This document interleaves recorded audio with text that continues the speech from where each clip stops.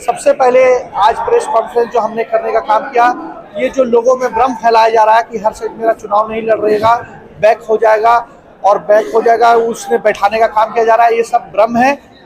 आप लोगों को इस अफवाह पे नहीं जाना है। मेरा आपसे अनुरोध है, इस बार आप पार्टी विशेष नहीं, व्यक्ति विशेष अपना प्रतिनिधि चुनने का काम करें। जो प्रतिनिधि युवाओं की बात करता है, युवाओं की जनहित का बात करता है और हजारीबाग को विकास की और आगे ले जाने का बात करता है, उसी को अपना प्रतिनिधि चुने। बस इन्हीं शब्दों के साथ आप सभी के दर्शकों के चैनल के सभी दर्शकों को दीपावली की हार्दिक शुभकामनाएं और बहुत बहुत साधुवाद। स्थानीय मुद्दे, बहुत सारे मुद्दे, शिक्षा, स्वास्थ्य और रोजगार में हम लोग निरंतर काम करते आ रहे हैं। अभी डेवलपमेंट की जो बात हो रही है, हजारीबाग में हम लोग बोलते हैं एरोप्लेन लाइए, ये लाइए।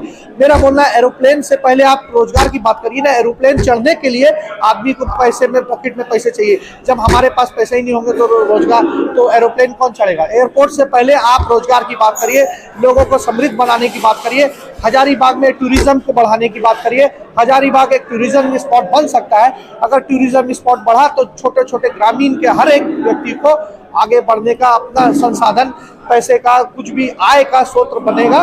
उसको हम लोग आगे बढ़ाने के लिए एक मुहिम छेड़ेंगे आगे, क्योंकि अभी दिन कम है, मात्र 7 दिन में हम लोग को चुनाव में आना है। तो अभी पहले मुद्दा हजारीबाग को बचाना हमारा पहले मुद्दा है। जो हजारीबाग में आप देख रहे हैं, जो लोगों के बीच में एक भ्रम फैल चुका है, एक माफिया का और एक जो ये चीजें हो रही हैं, सब डरावनापन आ गया है। इससे बचने के लिए पहले हम लोग आपसे अनुरोध करते हैं, पहले इस पर अपना ध्यान एकत्रित करिए और फिर आने वाले जो समय है उस पर हम लोग हजारीबाग विकास के बारे में फिर से बात करेंगे। हजारीबाग में हर्षद मेरा अपने ताकत पे नहीं, युवाओं के ताकत पे चुनाव लड़ रहा है। युवाओं ने जरूर हर्षद मेरा को अपार आशीर्वाद दिया है, उसी के लिए आज मैं उनके साथ हूँ। आपको पता है 2 साल पहले हजारीबाग में हर्षद मेरा को युवाओं ने एक नया नाम से अपने आप को बताया था, जो हर्षद मेरा का नाम उन्होंने यूथ आइकन रखा था। तो अगर यूथ आइकन आपको मानते हैं और उनकी बात पर अगर हम चुनाव पे नहीं आते हैं तो हमारा यूथ आइकन रहना कोई काम का नहीं है। तो उनकी आशाओं, उनके उम्मीदों के साथ हम खड़े हैं और उनके विश्वास को आगे लेके चलेंगे और इसी के साथ हम लोग चुनाव में आए हैं और चुनाव जीतने का दमखम से मेहनत कर रहे हैं। हजारीबाग को एजुकेशन हब कहा जाता है। शिक्षा के क्षेत्र में क्या कुछ आपका प्लान है कि आप इस शिक्षा में बेहतर? देखिए, आपको लग रहा है कि एजुकेशन हब है, मेरे हिसाब से मैं इसे एजुकेशन हब नहीं मानता हूँ। हजारीबाग एक कमिश्नरी टाउन है। आपको अगर देखना है तो हजारीबाग से पहले आप कोटा जाके देखिए, जो हजारीबाग से छोटा शहर होने के बाद इतना बड़ा एजुकेशन हब बन चुका है। आप एजुकेशन हब उसे मानते हैं जहां अगल बगल जिले, अगल बगल राज्य, अगल बगल के प्रदेश के लोग आपके यहाँ आके अगर एजुकेशन लेते हैं, उसे एजुकेशन हब बोलते हैं, जो कि एक कोटा में। आज बड़े ताजुब की बात है कि हजारीबाग के स्टूडेंट, अगल बगल जिले के स्टूडेंट कोटा में जाके पढ़ने का कार्य कर रहे हैं। उससे ताजुब की बात है कि हजारीबाग के शिक्षक और अगल बगल झारखंड बिहार के शिक्षक कोटा में जाके पढ़ाने का काम कर रहे हैं। केवल दिक्कत हमारे पास है, हमारे पास इंफ्रास्ट्रक्चर नहीं है। अगर हम लोग इंफ्रास्ट्रक्चर क्रिएट करें तो हजारीबाग में जो रिसोर्सेज, जो यहाँ के पैसे, जो लोग माता पिता पढ़ाने के लिए बाल बच्चों को वहाँ भेजने का काम करते हैं, जो पैसा यहाँ से उठ के बाहर जाता है, वो पैसा अपना विकास के लिए हजारीबाग में खुद से खुद रहेगा और बाहर का पैसा हजारीबाग में कैसा है, जो ताकि हजारीबाग जिले का